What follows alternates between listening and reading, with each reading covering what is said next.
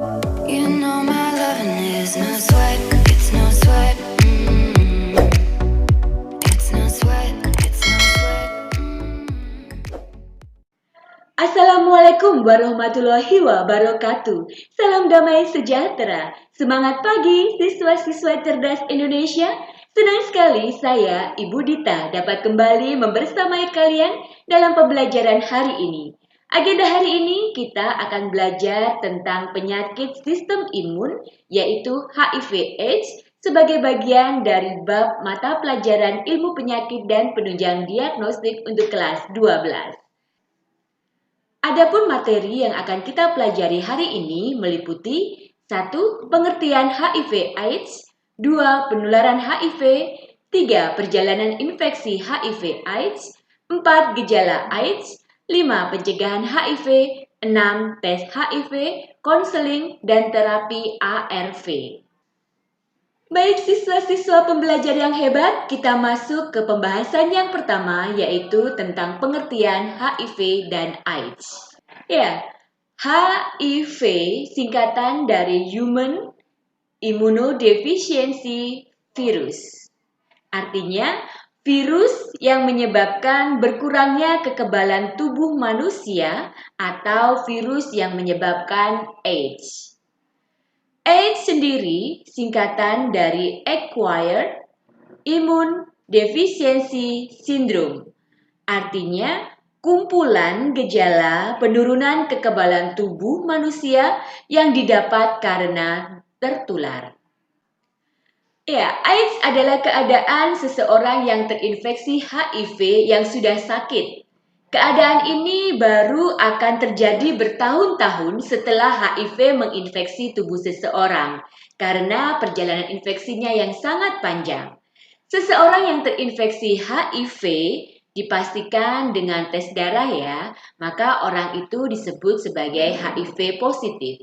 Jadi, orang yang HIV positif bisa tampak sehat, sehingga tidak bisa diketahui hanya dari penampilannya saja.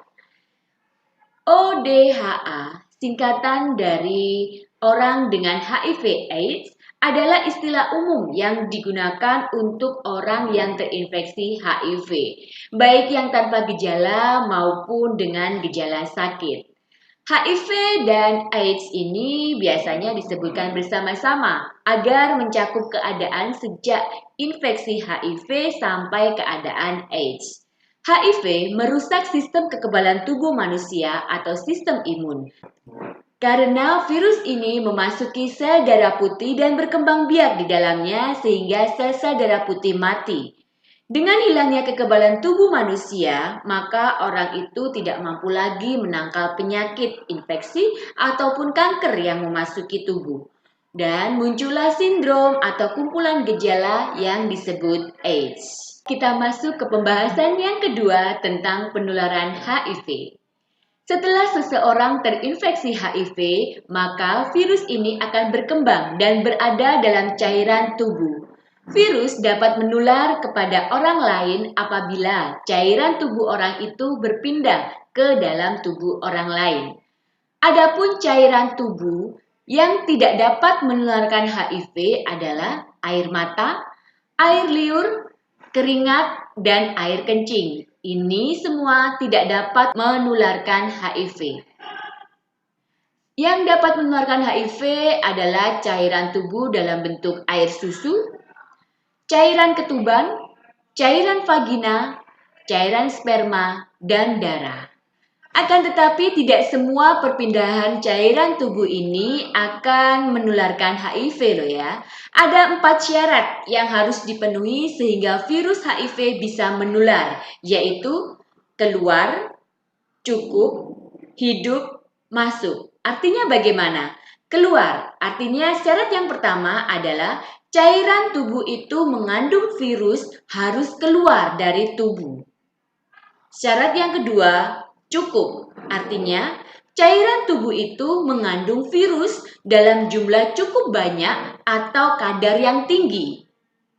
Syarat yang ketiga adalah hidup, artinya cairan tubuh itu mengandung virus yang hidup. Syarat yang keempat adalah masuk, Artinya, cairan tubuh yang mengandung virus itu harus masuk ke dalam jaringan orang lain. Jadi, penularan HIV hanya bisa terjadi jika cairan tubuh yang mengandung virus hidup dalam kadar yang cukup tinggi masuk ke dalam peredaran darah seseorang. Bisa melalui kulit atau selaput lendir yang terbuka, misalnya karena lecet atau kondisi luka yang kecil dan tidak nampak sekalipun, luka maupun tusukan. Dengan memahami prinsip penularan HIV, yaitu dengan syarat keluar, cukup, hidup, dan masuk, maka diketahui bahwa ada 3 cara penularan HIV, yaitu lewat darah, hubungan seks yang tidak aman, dari ibu hamil yang positif HIV kepada bayinya. Mari kita bahas satu persatu. Cara penularan HIV yang pertama yaitu lewat darah.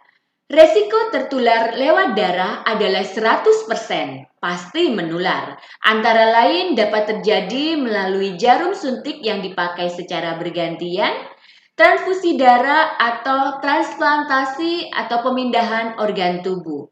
Jalur penularan di fasilitas pelayanan kesehatan relatif mudah diputus karena setiap donor maupun organ tubuh yang akan ditransplantasikan dokter selalu dites dulu sebelum diberikan kepada pasien.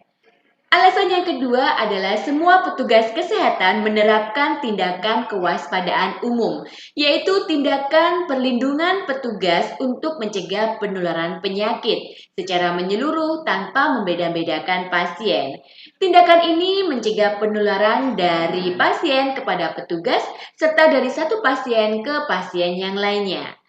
Dan yang masih banyak terjadi adalah penularan lewat jarum suntik oleh pengguna narkoba. Cara penularan HIV yang kedua yaitu melalui hubungan seks yang tidak aman. Dalam hal ini, perempuan lebih rentan untuk tertular HIV daripada laki-laki dengan perbandingan 3-8 kali lebih rentan daripada laki-laki. Orang dengan infeksi menular seksual atau IMS lebih rentan tertular HIV, yaitu 2-18 kali lebih rentan. Penularan HIV yang ketiga yaitu dari ibu hamil yang positif HIV kepada bayinya. Ya, sebagian besar bayi dari ibu HIV positif tidak tertular HIV.